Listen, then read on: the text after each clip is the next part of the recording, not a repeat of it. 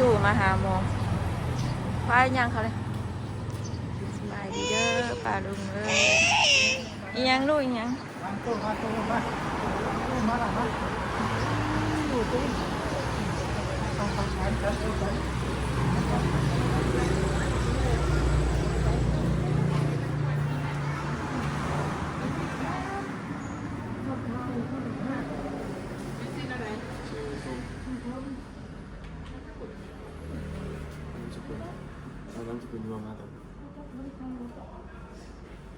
เจ้าบุญทันบอกว่าอีหยังว่ากันก็ลืมเลย ก็ได้มาซื้อมันนุ่มมากบอก บอกแล้วมันคงไงเราเคยเข่าอยู่อะไรนี่นะเคยเข่าเท่านึง จะลงมั้ง อันนี้มานั่งกับแม่บอกไม่ได้ใส่ตอนนะแม่ชมนะหึเบอร์โทรศัพท์ตูเป็นยังวะฮะตูเจ็บท้องเสีย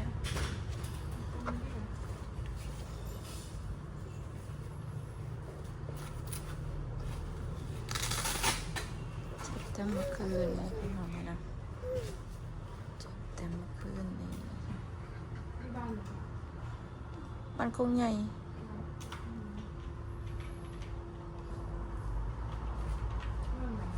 เมืองอุทุมพร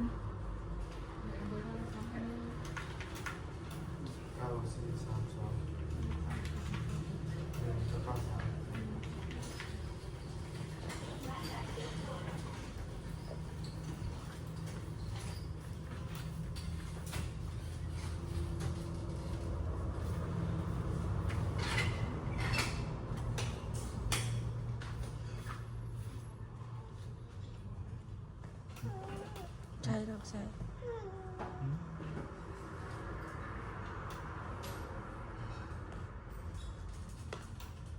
นั่นบอกบัดยานบอก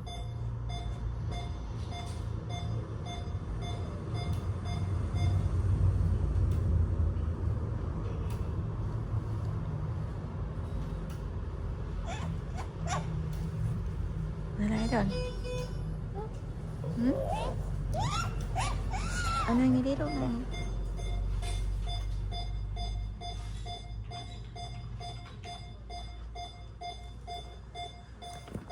หยานบอก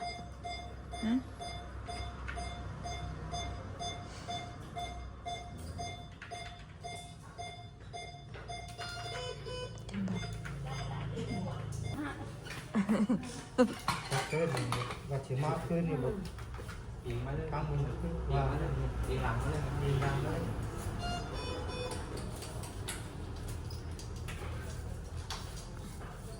ไป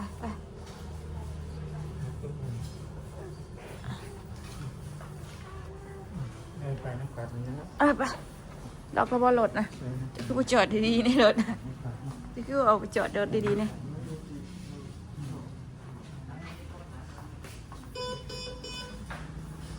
ลูกก็เอามานำเลยมีลูกเอาให้พี่น้องเลยเนาะให้อำลังแบ่งอุ้มแลนเลยว่ากินยังเลยไหมก่อนเตะจะกินยังก่อยปลาขี้จะเถื่อให้จะเถื่อพี่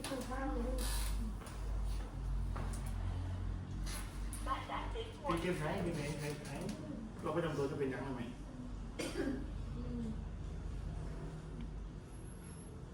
เราไปดำตัวเป็นยังไงโอ้โหไม่ได้กับมือพี่จะเมื่อยนะนักเชื่อว่าสังเกตว่ามาเรื่องห้องคือแบบไหน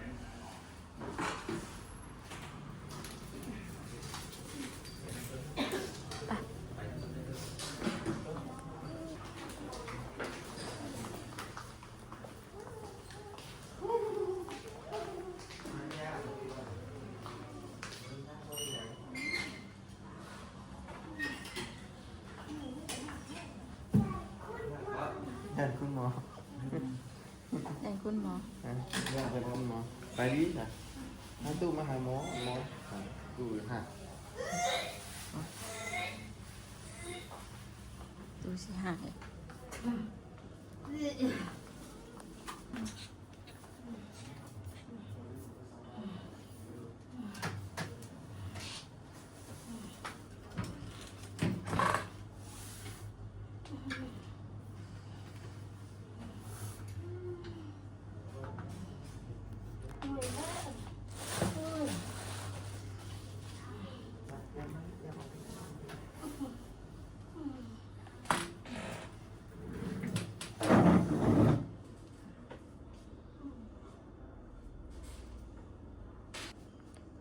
เป็นเมื่อยเนียบเลย บุญเรื่องไงเนี่ย เพื่อนนั่นนี่เพื่อนว่าจันทร์เพื่อนเมเพื่อนพ่อแจกพ่อว่าจันทร์ อ๋อ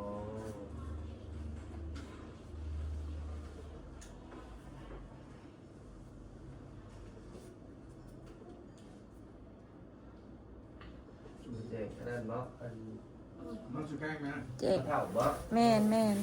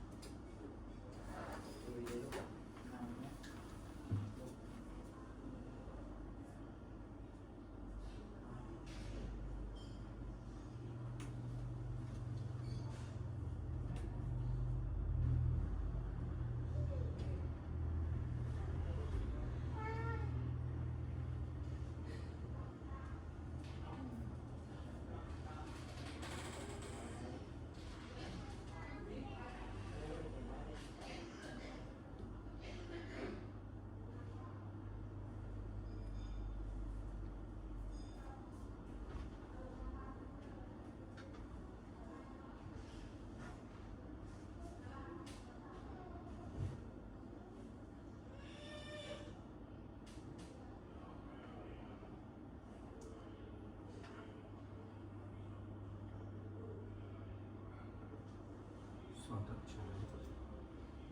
จูบมือมันสุดแค่ที่ได้ก็ฝากนะ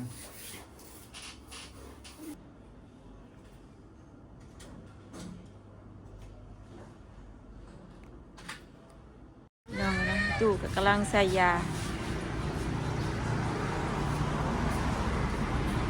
เห็นไหม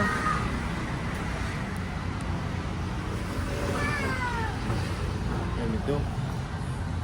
ตู่สู้สู้จ้ะตู่เอ้ยจ้ะ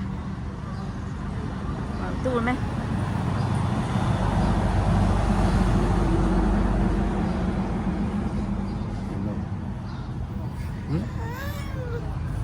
ตู่เป็นยังไง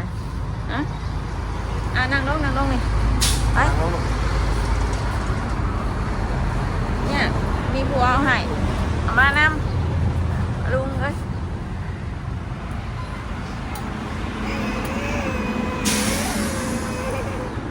อย่าดื้อนะลูกอย่าดื้อเด้อ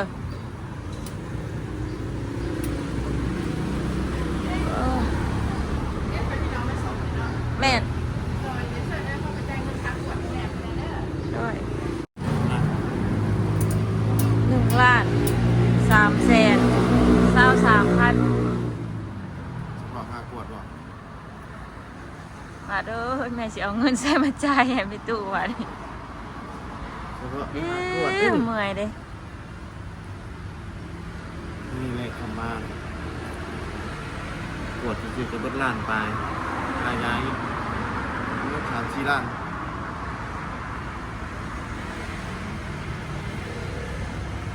วัน6,000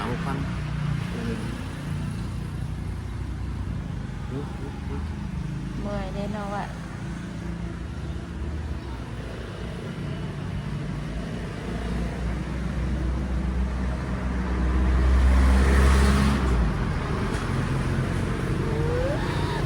ตู่แต่เวลาเราเป็นแต่เราบ่มีเงินใช่ไหมพี่น้องเลยเนาะ เรียงกระสิตกอยู่ที่ประจอยเบิดเรียงเอ้ย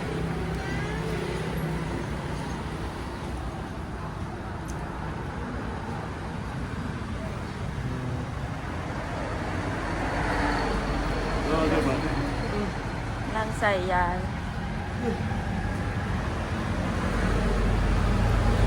นอน นอนนะลูกก็หายเมื่อคืนชักยาว่าจังบ่หายเนาะ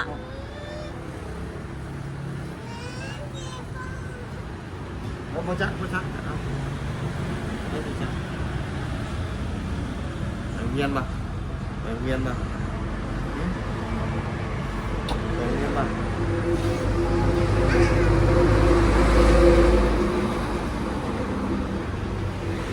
ผมมีผู้เอาให้มาก็ต้องเอามานำพี่ดองกันเนาะสิแหละเนี่ย ทางดีๆน่ะ เราผู้อยูว่าเอาลูกมาโรงพยาบาลมาอยากเอามาคนใดเป็นอย่างนี้ก็ผู้อยูแต่มันจำเป็นเราก็ต้องเอามาน เบิ้งอย่าตกนะลูกเบิ้งลงมาดีๆลงมาดีๆนะ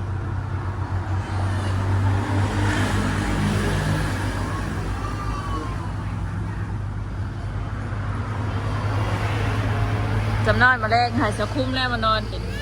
เนาะว่าเราเลิกไม่ซ่อนมากให้เรามานอนเนาะเปลี่ยนกันเนาะ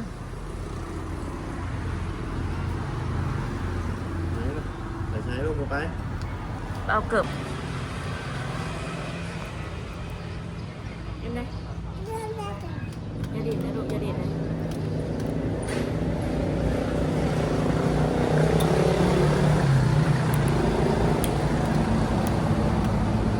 ป้า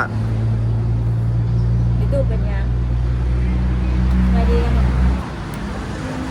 มาดีนะดื้อบ่นะดื้อบ่คือมาอยู่เพื่อนนะอยู่เพื่อนตู้เป็นยังตู้ว่าเป็นยังนะตู้ว่าเจ็บคอต้องเสียพี่น้องเนาะขี่นักงานรถขึ้นมาเจ๊งเลยโทรหาว่าจอยมาตัวหนึ่งไม่ได้ไปสมัยทุกคนพามาแต่เมื่อคืนนี่แหละน้องคนบอกว่าทางมังกรคือใครแน่แล้วแล้วตอนเช้าโทรมาเจ๊หามื้อเช้าเนาะยังบ่เช้าพามาเด็กมาสิออกไปรับมาแต่เมื่อคืนนี่ใครแน่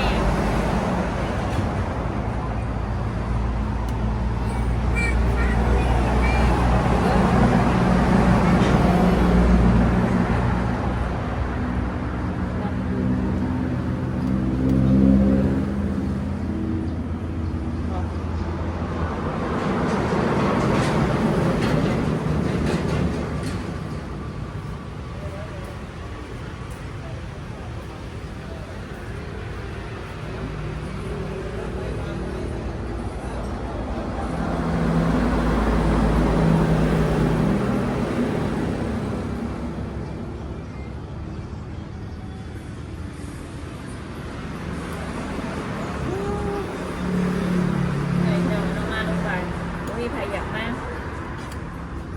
จำเป็นมีใครอยากมา ใช่แล้ว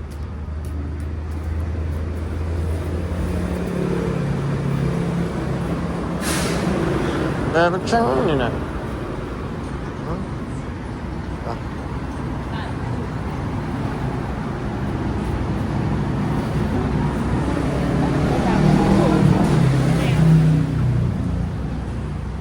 ฮะ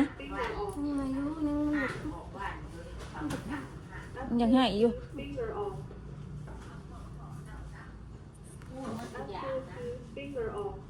ใครกว่าอยู่นั่นหรอวะใครได้หรอวะ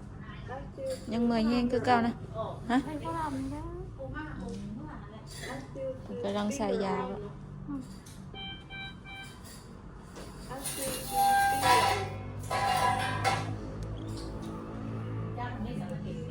พามาแต่เมื่อคืนนี่บอกมาใคร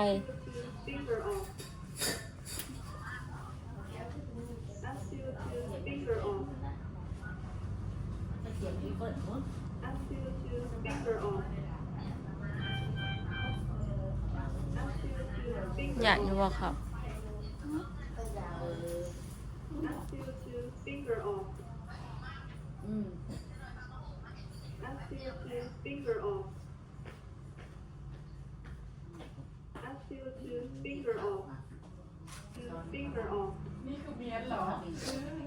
ก่อนเจะสิเจ็บจะกินหยังแน่แม่ กินนะกินแต่ไปทั้งวันไปบุญหมดแล้วกินข้าวไล่บอกไปเว้นตะวันหนึ่งนะ บาดมันสิเจ็บ ปลาพอดีชุบอยู่ก็ได้เป็นยิบบ าดมันสิเจ็บ ปลาไม่กินเจ็บเนื้อ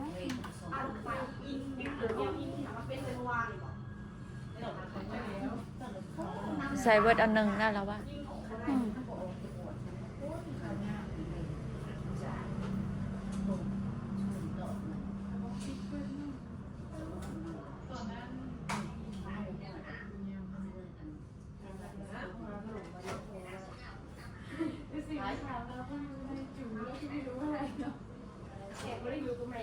นอนแม่นอนพักดอดเมื่อคืนนี่บ่ได้นอนเลยนะเมื่อคืนนี่เนาะนอนเนาะ ขึ้น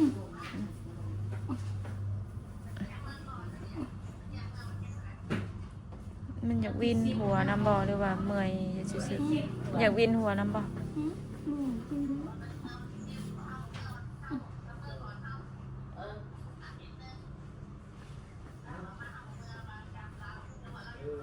ยากหักเลยมันทุกข้อมเนื้อ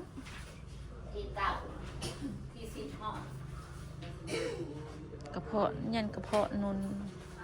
เบอร์ลำไส้อักเสบจำจักปวดขี้ปวดหางปวดคืน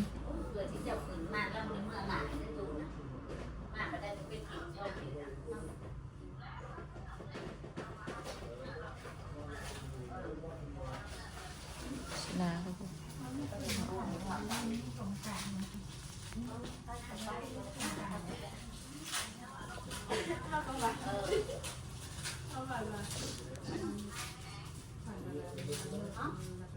เมื่อยก็มาใกล้แพทย์หมอเพิ่น เอาเขินที่บ้านเอาเขินมาซื้อไว้ที่บ้านซื้อมีสุการซื้อไม่ได้หลงแล้วเอาแล้วก็ซื้อที่สุการไม่ได้จะมีมาแรกเลยเป็นผู้พันประจำ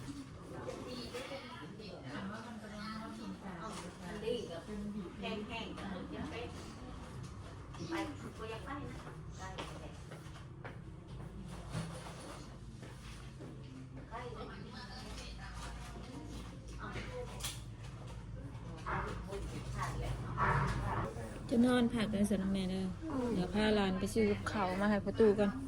ยังมาแล้วอยากข้าวเจ้าจะกินยังไงบ่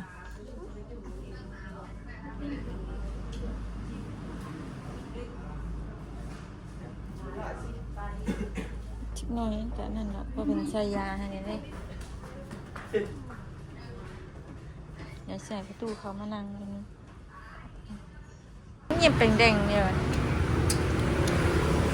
ตู้ไปตู้โยม ฮะ ไม่มีตู้ ตู้นอนแหละเมื่อยตู้เมื่อยมีตู้อ่ะ ใช้ยาจะเข้าแล้วเจ็บท้องสิ ป้าไปซื้อกับข้าวมาให้ประตูใหญ่ข้าวจัก เอาหาเจ็บเจ็บท้องนะเจ็บท้องนั่ง ตู้ไปอยู่น้ำในตู้แล้วเอาไปซื้อกับข้าวมาให้กันยังมาแล้วอยากกินน้ำใช่ไหม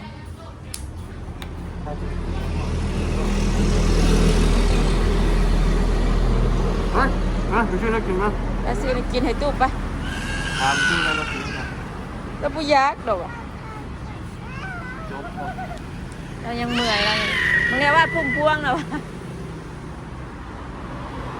อู้มึงก็ฮะพี่บ่ไปทางนั้นน่ะ ไปไม่รู้ ว่าบ่อยากบ่ตัว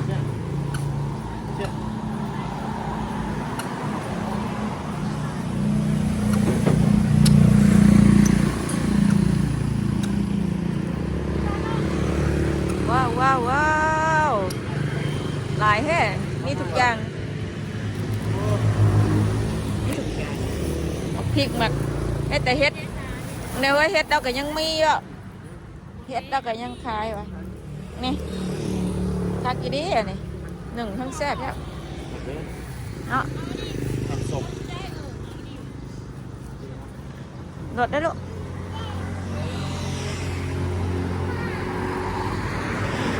ว้าวเนาะไปเดี๋ยวก่อนไปขับไปซื้อปิ้งไก่ไปมาหาตู้ไป เฮ้ย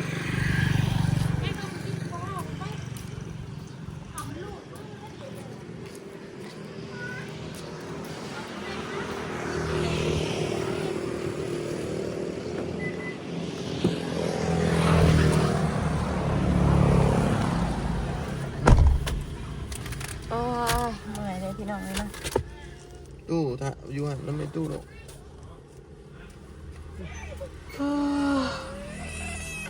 เบิ้งเอาไปนะแม่ มาพี่ได้ลูก ไปนะแม่ไป ไปย่านไปป้าไม่ตู้เพิ่นบ่บ่อยากไปป้าไม่ตู้เพิ่นหายังสิมาอยู่หายังสิมาอยู่ได้ เอาเดี๋ยวยังชิมาหาตู้ หายังสิมาหาเราอยู่ เอาไปช่วยเรากินเลยลูก ทำชื่อเนี่ยกินมาให้เราได้ กินเลยลูกเอาไปพ่อจะขับรถเด้พ่อจะขับรถ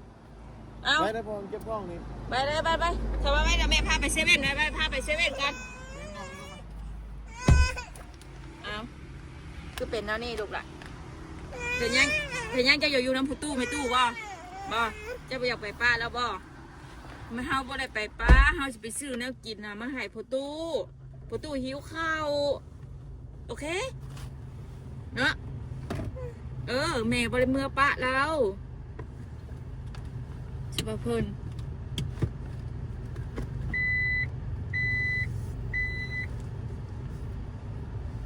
อีไหลอยู่น้ำเล่าบ่ฮะไปอยู่น้ำพอตู้บ่ฮะยันแม่ก็พอเมื่อป้าพอตู้ไม่ตู้บ่ฮะบ่หรอกโอ้ยดูเว้ยแม่สิพาว่าไปเข้าห้องน้ำก่อนนี่บ่เข้าว่าห้องน้ำฮะพาว่าไปเข้าห้องน้ำก่อนไปกินข้าวก่อนกินบ่ข้าวฮะ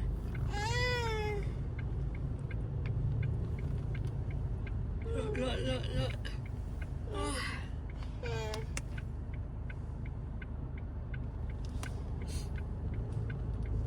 คนได้ช่าง คนร้ายวะ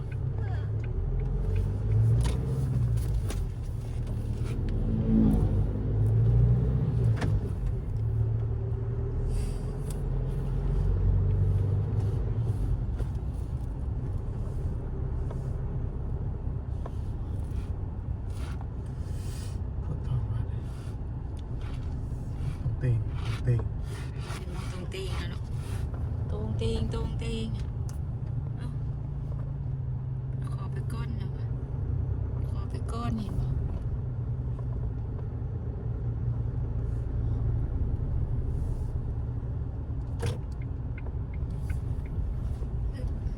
ต้องเข้าน้ำแล้วลูก โอ้ยโอเคบัตรข่าวบ่ฮะ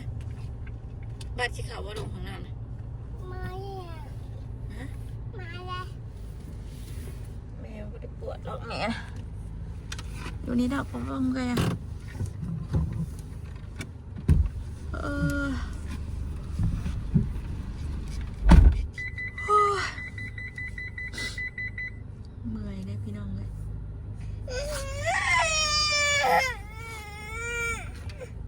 ลูกอย่างงี้เง่าไหม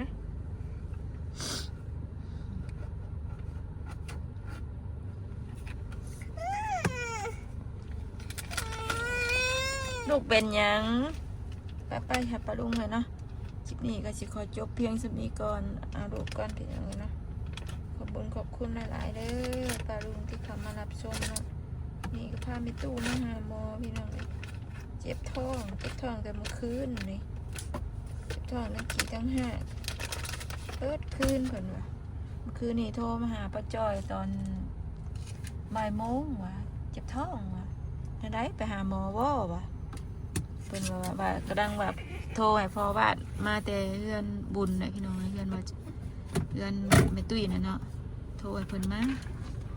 พาแม่ตู้ไปหาหมอแน่ว่ะพอวาสนามาฮอดเฮือนแล้วแม่ตู้เราเบาโทรมาว่าใครแน่แล้วว่ะบ่ไปก็ย่าว่ะก็เลยพากันนอนเดี๋ยวตื่นมื้อเช้ามาประมาณ5 โมงเช้าโทรนำบาดนี่พาไปหาหมอแน่ว่ะบ่เช้าว่ะเจ็บอ่ะเดี๋ยวไปลูกเดี๋ยวไปมึงเนี่ยต้องเพิ่นเฮ็ดยังนะไปคลิปนี้ก็ไปแล้วสบายดีเด้อ